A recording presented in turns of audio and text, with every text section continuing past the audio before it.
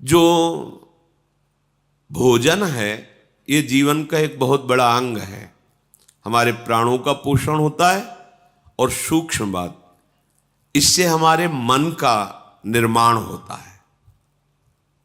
अगर हम अपवित्र भोजन, गंदे विचारों से युक्त बनाया हुआ भोजन, अधर्म के द्वारा कमाए हुए धन से भोजन, तो वो हमारे मन को वासनामय कर देगा, मलिन कर देगा और बुद्धि को निर्णय ठीक करने की शक्ति का अपहरण कर लेगा। अगर हम इस पद्धति से भोजन पाते तो हमारी बुद्धि प्रकाशित होगी और मन ठीक हो जाएगा। वैसे भी ग्रामीण कहावत में भी जैसा खाए अन्न वैसा बने मन, इसका बहुत बड़ा प्रभाव पड़ता है। तो धर्म से कमाए हुए अन्न को जब हम रसोई में अमनिया करें तो उस समय विषय वार्ता, विषय चिंतन नहीं होना चाहिए।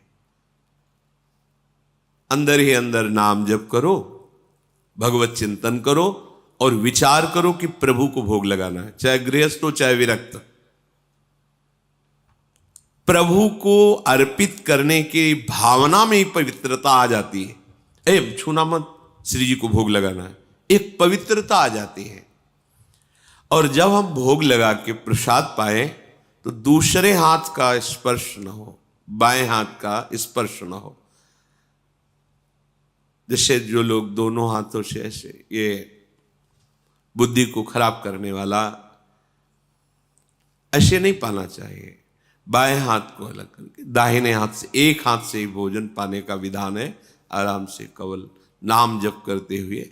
दूसरा, शब्द रहितम, भोजन पाते समय आवाज नहीं करनी चाहिए, मौन रहना चाहिए। नाम जप करो अंदर से, कोई पद चला लो, शांत भोजन। भोजन परोसने वाला रोटी रख दी, हल्ला मचा के ये ऐसा नहीं। वो जब आपके सामने परोसने आ रहा है, वो जो दे रहा है आपको आवश्यक है, ले लीजिए।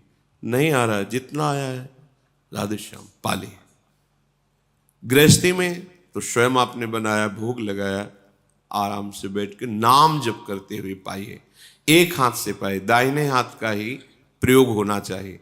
दोनों हाथ स्पर्श होने से फिर वो अपनी बुद्धि को मलिन कर देगा, ऐसा शास्त्रीय सिद्धांत है।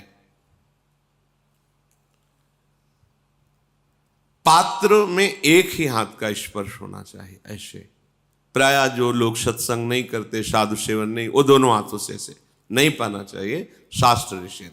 तो भोजन भगवत चिंतन करते हुए बनाएं, प्रभु को अर्पित करें और जब प्रसाद पाए तो मौन रखें। उस समय प्रसाद के समय बोला नहीं जाता, बातचीत ये वो ऐसा नहीं। किसी की तरफ देखो मत, अपने प्रसाद की तरफ देखो, सावधानी रखो। एक एक कवल में भगवत नाम जप, राधा राधा राधा। उससे क्या होगा, आगे कह रहे हैं, क्षमस तारणाय वही, अपने को तारने की और दूसरे को भी तारने की बुद्धि उसके अंदर प्रकट हो जाती है।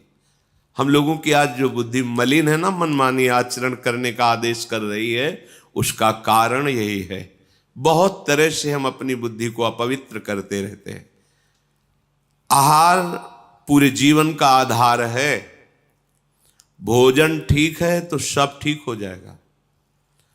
भोजन धर्म युक्त कमाए हुए धन से भगवत चिंतन करते हुए रसोई में अमनिया करके, भगवत अर्पित करके, प्रसाद स्वरूप मौन धारण करते हुए, नाम जप करते हुए प्रसाद को एक हाथ से पाना। इससे क्या होगा, कह रहे हैं, सा क्षमस तारणाय वही, वो अपने को भी तारने में समर्थ है और दूसरे को भी तारने में समर्थ हो जाएगा। क्या होगा, उसकी बुद्धि भगवत परायण हो जाएगी।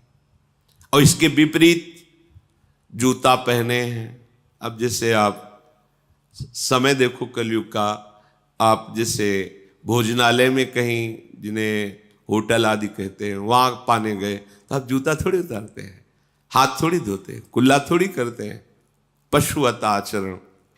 ऐसे ही जूता पहने हुए, ऐसे ही क्या कैसा बना हुआ है, कोई निर्णय नहीं, तो बुद्धि कहाँ जा रही है।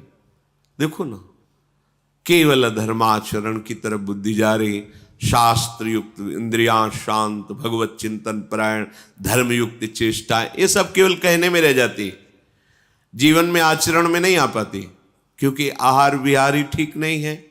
यही मूल है। बड़े बड़ी पवित्र बुद्धियों को भी आहार दूषित जाने पर भ्रष्ट आचरण हो गया। आहार बहुत बड़ा बल रखता है।